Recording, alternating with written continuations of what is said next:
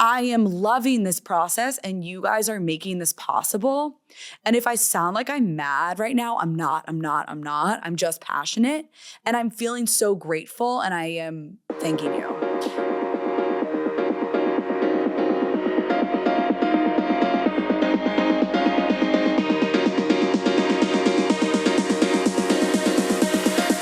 Wait, it's not that deep.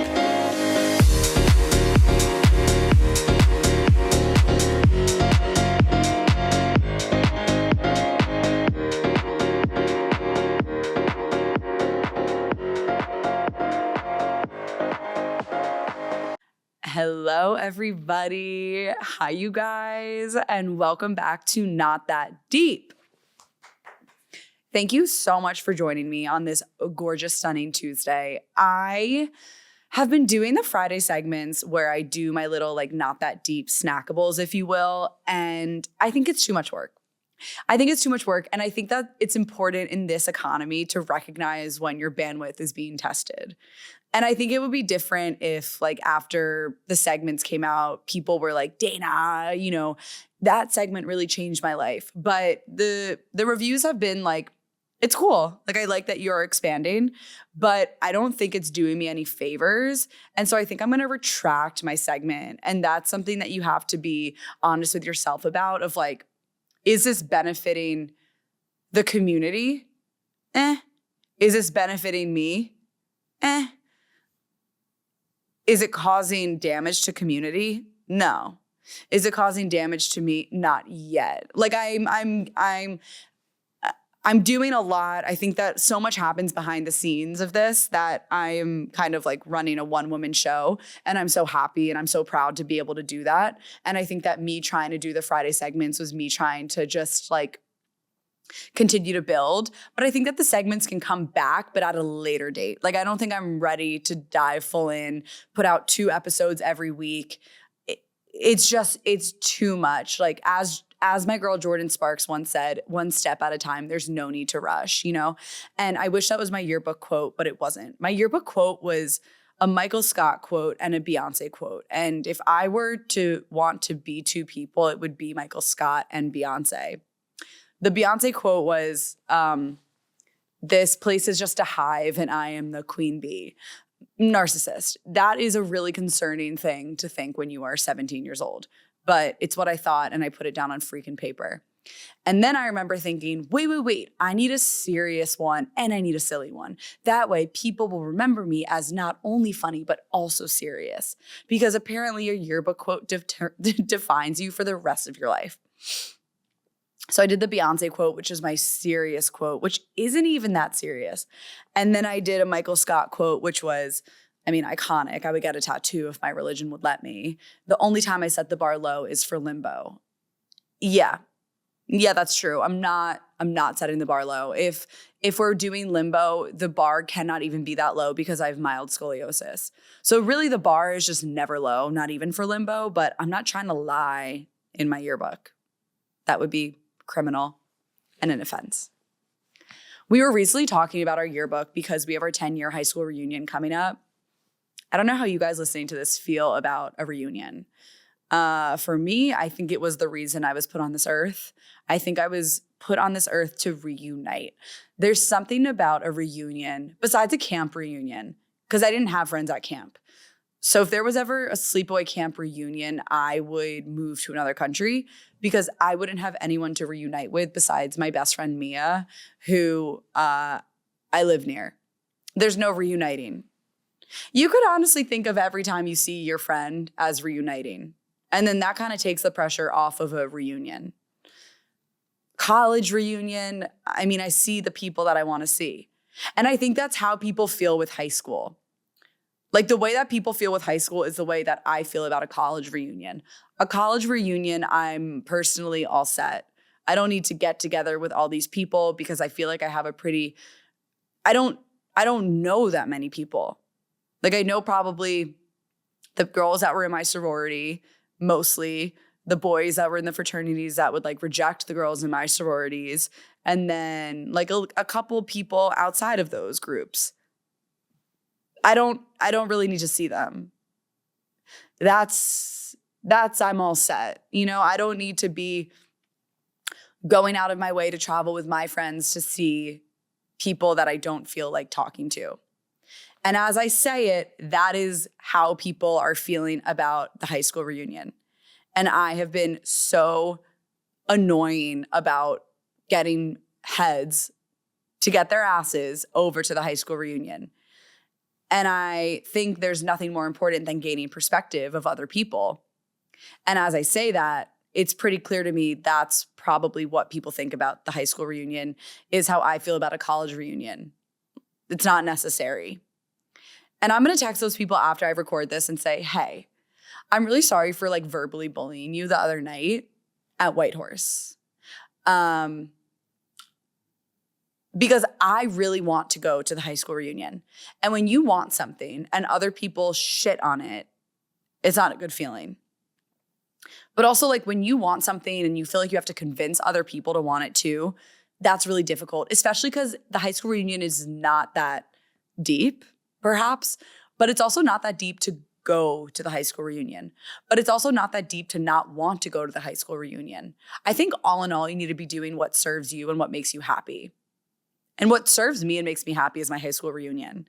Something about reuniting with high school is so healthy. Maybe I'm like trying to gain closure. Like I feel like high school for me was a really fun time. Oh my God. Like there's two types of people in this world, the ones that entertain and ones that observe. But there's also two types of people in this world. It's people that loved high school and people that hated high school. I don't know a lot of people that are like, about high school.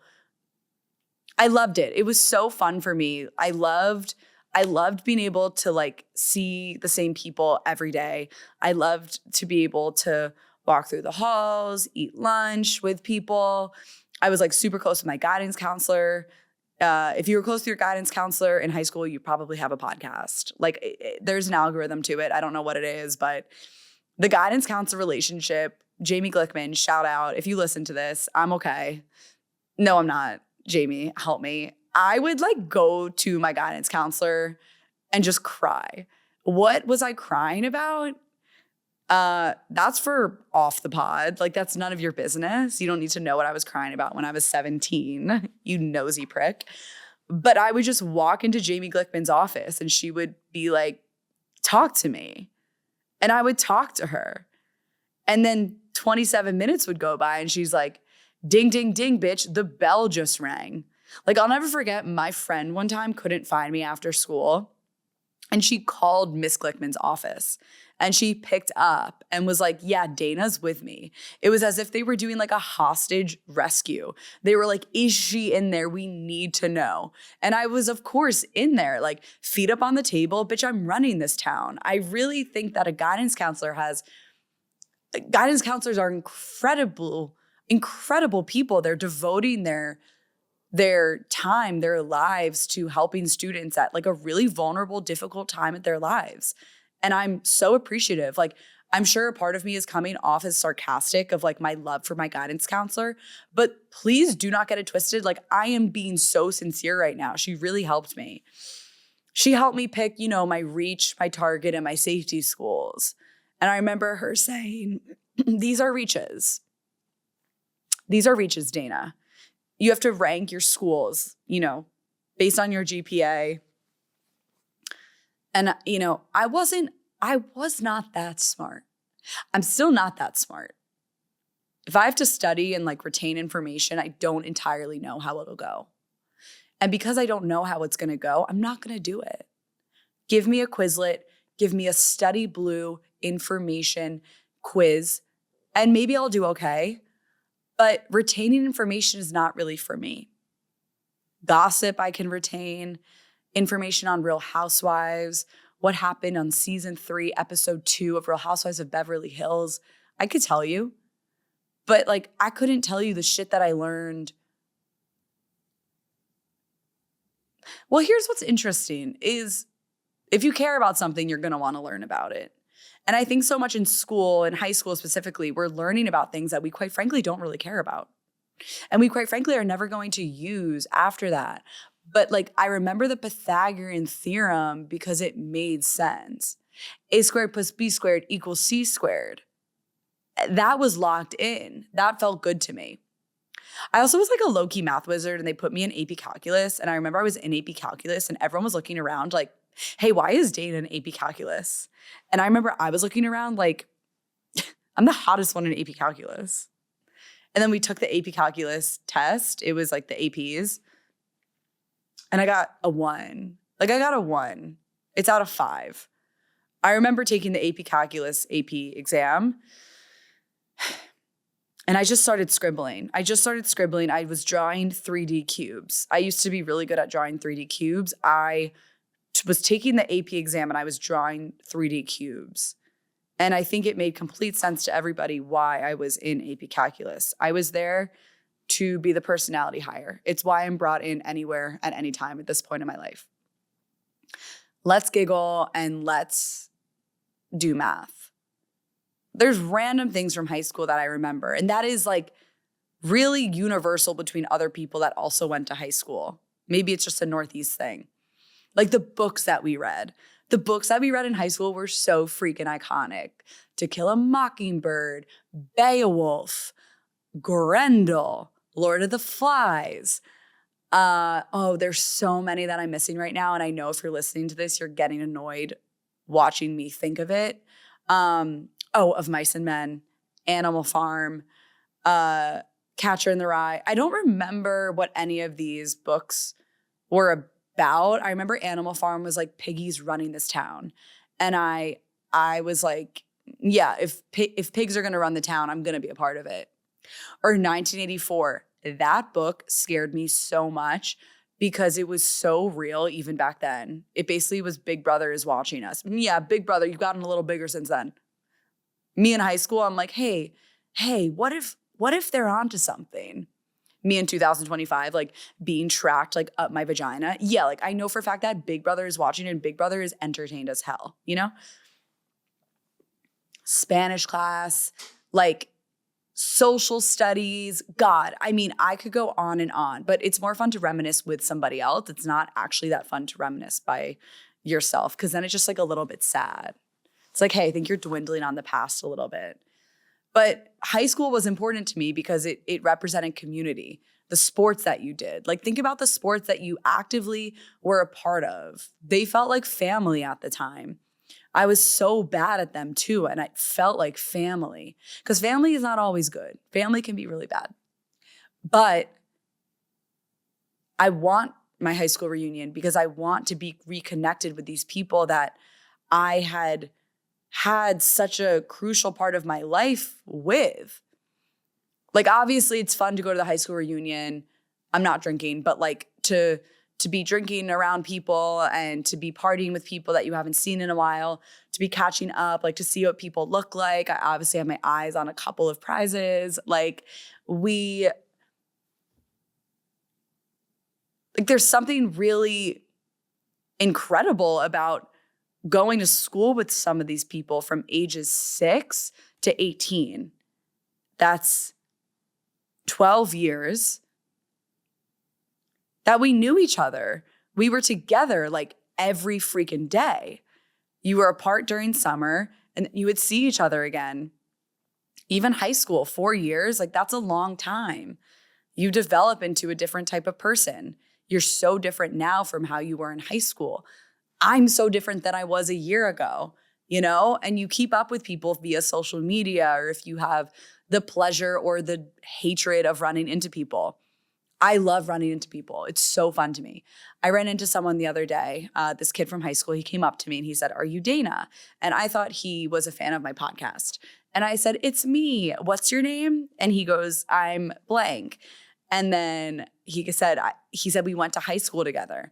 And I remember every single person I went to high school with. I have never seen this man in my entire life. I was like,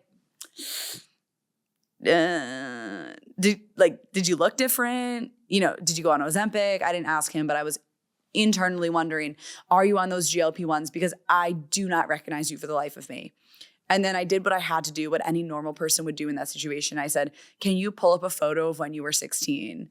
And he had to unlock. He opened Facebook and he showed me a photo and I said, Oh, what's up? It's so good to see you. Like immediately I knew who he was. But like not everyone looks that different. A lot of people look the same. I don't know. Something about a high school reunion, you can fight me on it. I'm really excited about it. I think it's also we all, and this kind of like encapsulates with Not That Deep of how deep life is.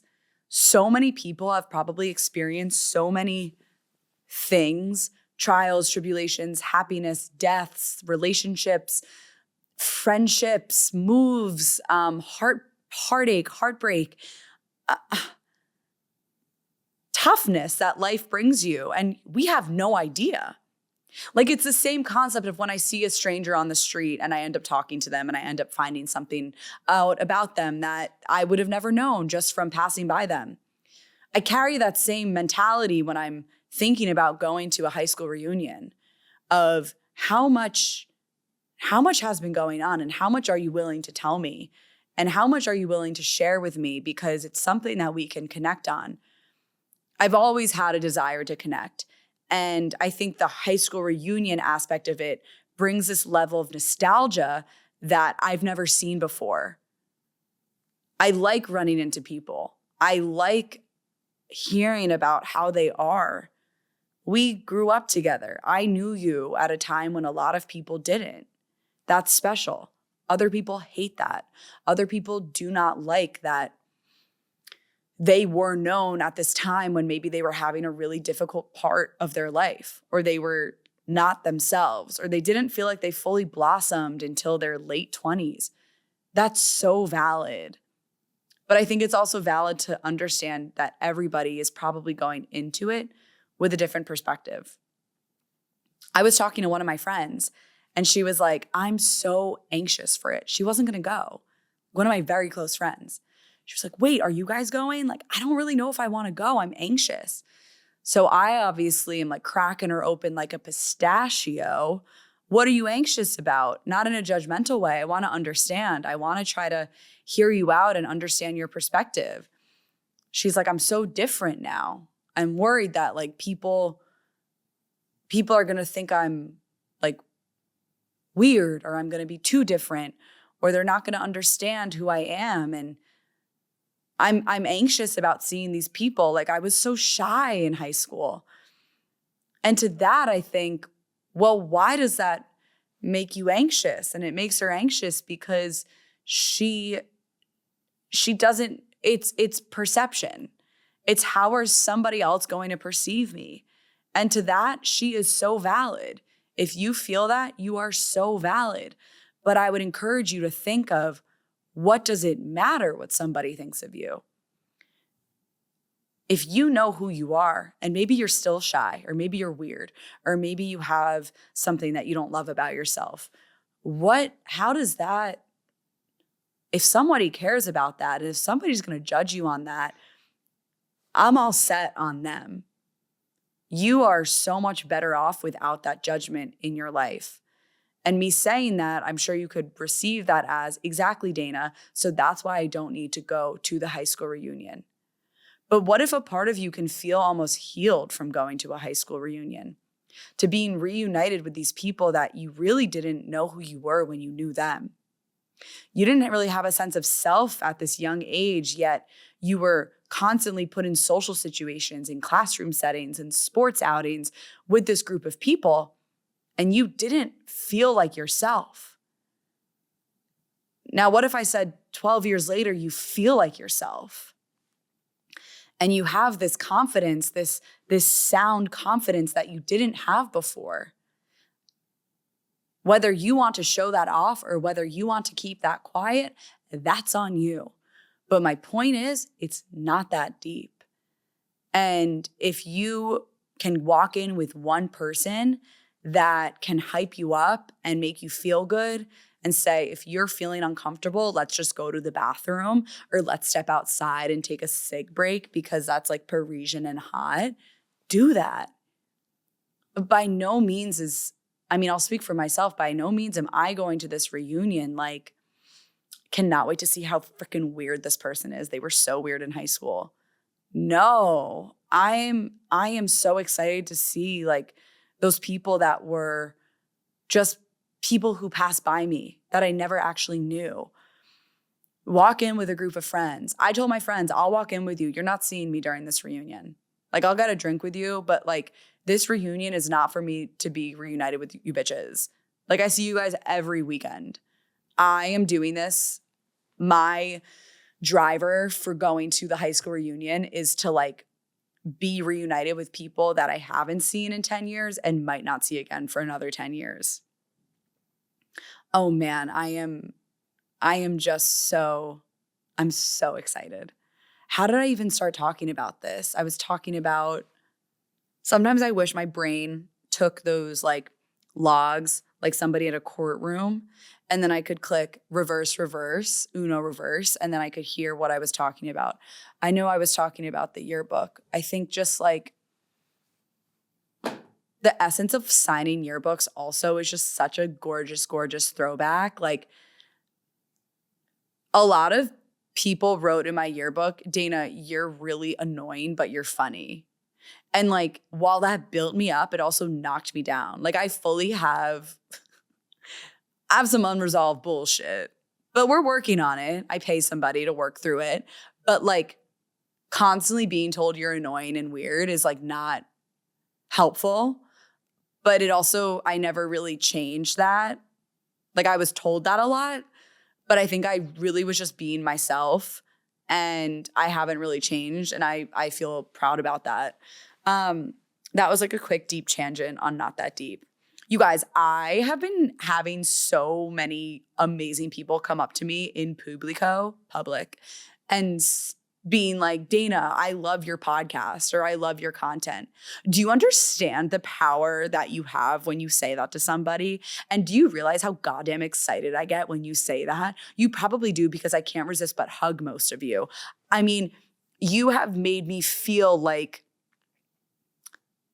acknowledged for being myself, and it is the best feeling in the entire world.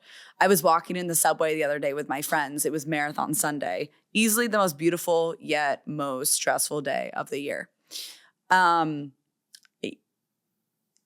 a day where I'm like, everyone should only be able to have one child. Marathon day, I'm like, this place is overpopulated, and who do I need to vote for to make this happen? And then the day goes by, and I'm like, there needs to be more people in my face at all times. I want to be stuffed like a sardine on the subway once in a blue moon, once a year, and that is Marathon Sunday. It is, God, it's the best. It's just the best. This is actually a funny random tidbit. I met a guy on the train, on the subway. We were like stuck. He was with a friend, and we started talking, and at first I was like, he's cute, but something's off. Like, I had an off angle of him. I was like downtown. And then as we got off the subway, he was like, wait, let me get your number.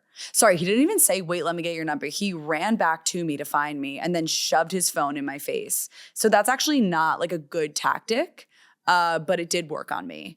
And then I said, do you want me to give you my number? Like, I really was spelling it out for him. And I think sometimes like men don't know how to speak. And like, he's like, me phone you. Are you laughing at me? Awesome. He's like, me phone you. And I'm like, yeah. So what you're asking me to do is put my phone number in your phone. And he's like, So like, I put my contact in his phone, and he texts me like pretty quick. And I was like, I'm not a big like games girl, but like, hey, aren't you busy? Like, take a second. So then immediately we're like lightly texting, but not really. Basically, he ends up being like a musician, and he's not a good musician. And my roommate and I were listening to his music, and it was so bad that I just stopped responding. And if you're going to have music out there, please have it be good, because you're going to be my new ringtone, if not. Also, someone could say the same as I think about me. Like, hey, Dana, you put really ugly content of yourself out there. And to that I say, good riddance. Like, yeah, I do. And if you don't like me, then keep walking or keep doing whatever. Like, he's going to find someone who's like, I'm just looking for a guy who has a lot of confidence in the bedroom and in the studio. and not on the subway track. And he's going to be like, me.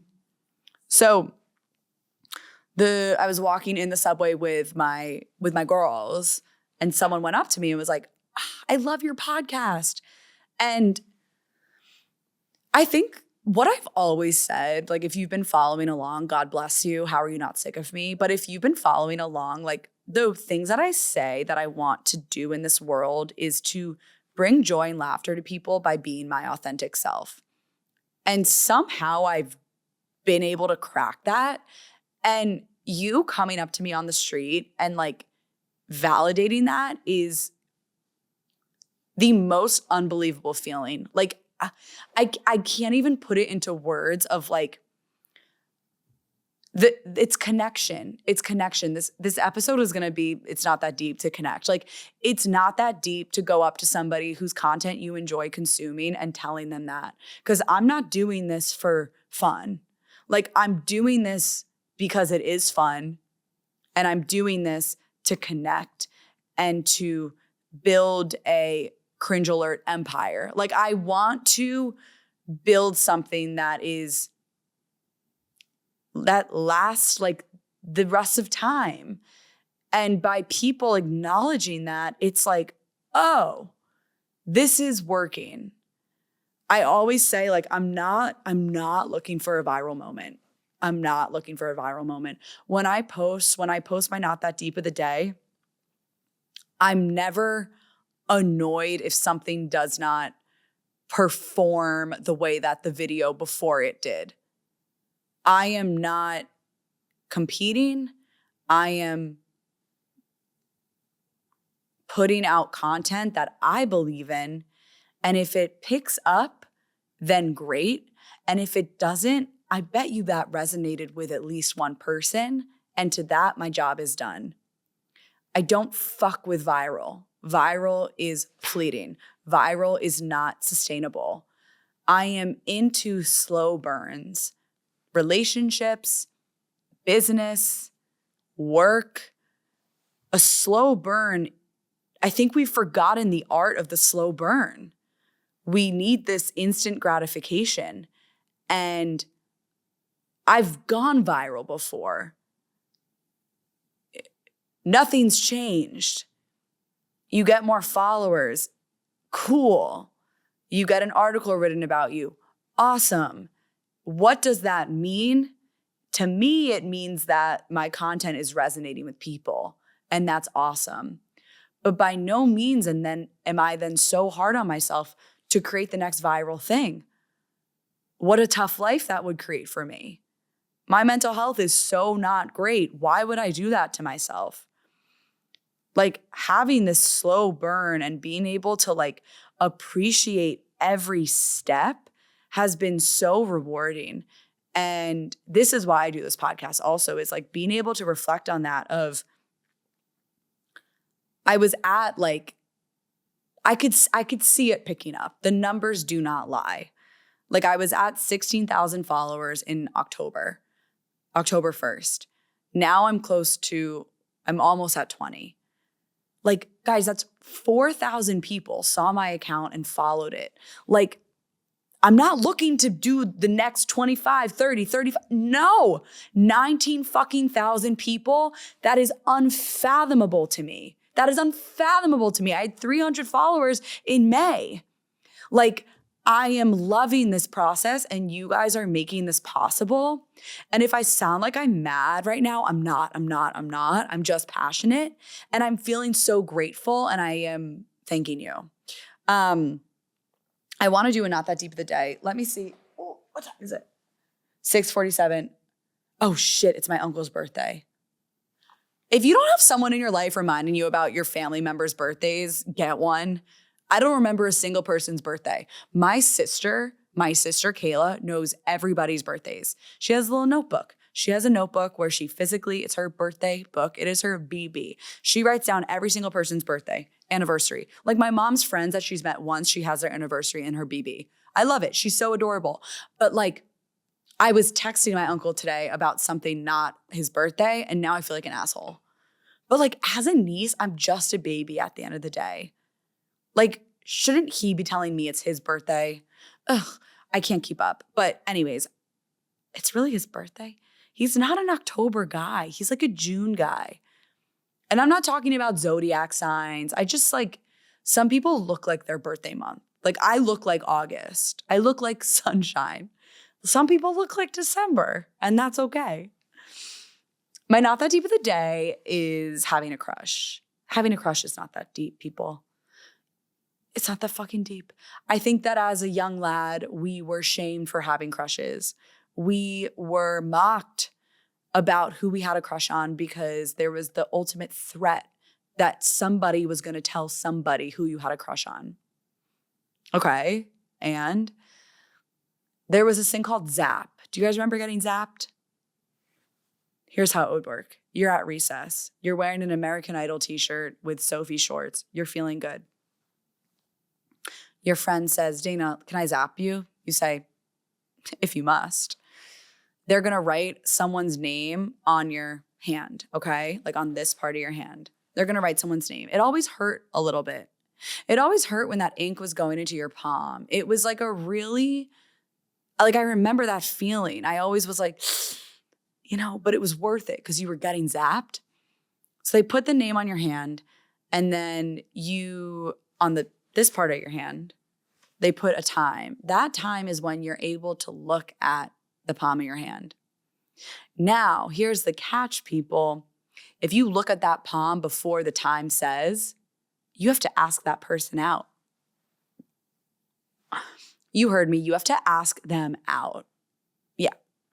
So there were always like two avenues that Zap went. There was the one avenue where, well, actually, it always went the same exact way. You get zapped, and then all of a sudden you say, I have to go to the bathroom. You go to the bathroom, you lock yourself in the stall, and you like deep breathing as if you're about to get assigned to your like store brand sorority's house on preference day. And you're like, I'm ready. You never bring a friend. The friend cannot know that you're looking at the Zap. That's illegal. It is a fireable offense to look at the Zap. So you're in the bathroom, and then you're just like, now, if that boy on your hand is ugly, your friends probably didn't zap you. It probably was a girl that your mom said, you have to be friends with her because I'm friends with her mom. And she's really a cunt. Because if your girls have your back, they're going to put the steamiest guy in grade on your hand for Zap. Okay? Now, if he's ugly, you look at it in the bathroom and you just have to act like that never happened. Okay? Because you're going to get yourself in trouble. Because if you look at that, if they know you looked at that, then you are going to have to ask him out. Like, this is how high the stakes were back then. The stakes felt so high. Now, if you're in the bathroom and you look and it's your crush, bring him out, sister. I mean, you're getting laid because now you hold the information. You have the immunity idol, and you can then go back out there and act like you didn't mean to see it, but you saw the name on your hand. Like you need to act so devastated because you're not supposed to want to look at it. It was like this weird will they, won't they. You weren't supposed to look at the Zap, but you also were, because that created drama. And what are we in elementary school for if not drama? So let's say it was a good one. You go back out there and you're like, hey, you act coy because they can't know that you looked at your hand in the fucking handicapped bathroom that you're not supposed to be in. And also, no one's washing their hands these days. So like that ink is just as fresh as when that bitch just put it on. What you could do is kind of like, if you're like playing like Spud or like doing the monkey bars, you could drop and then be like, oh my God, guys. I just looked at my hand. And then everyone's going to freak out because what comes next is that you have to ask him out. And I mean, the bell hasn't rang. Recess is still going. Your mustache is in full season swing. Like you're ready to do it. Now that scenario has never happened to me because every time I would get zapped, somebody would put the ugliest motherfucker on my hand. And it was like, why don't you guys want good things to happen to me? Because why don't you want me to ask him out? And now I'm going to share something traumatizing that happened to me in middle school. It was elementary school. It was 5th grade. Really nice boy. It was a really nice boy. He texted me. I had a crush on like everyone that walked by me. I still do. It's really difficult for me not to like have a crush on somebody because like everybody's beautiful unless you're a horrible, horrible person. Beauty comes from within. And not on my Hinge, but everywhere else, beauty is from within. But so I get a text from this guy. I'm in 5th grade. I have a flip phone. I'm feeling myself. And he texts me, do you want to go out? And I was like, finally, somebody's seen me for who I am. Like it's about damn time somebody takes this savage out on the town. Like I honestly was questioning why it was taking people so long, like what I was missing, but I just thought everyone was just super shy and everyone was intimidated by me. So then I texted back, yes. And then he responded an hour later and said, that was a dare. I lost a dare. I lost. And so I had to text you, that was the dare. If you're the dare, when you're younger, you're probably the kill in Fuck, Marry, Kill. Like if it was somebody's punishment to text you to go out, you might be the kill in Fuck, Marry, Kill. Because no one is like daring you to ask out the prettiest girl in school. And like, I don't need you to feel bad for me like when I'm saying this, like I'm just being realistic. No one is like, you have to text out.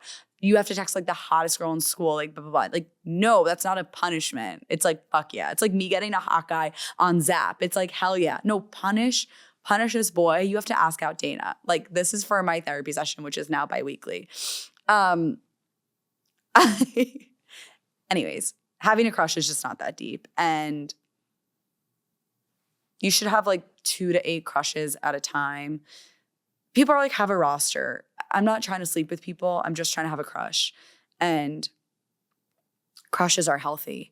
And we love health and we love wellness. And I love you. And I love Not That Deep. And thank you so much for listening to Not That Deep. You guys are literally the reason why I'm doing this. Mwah.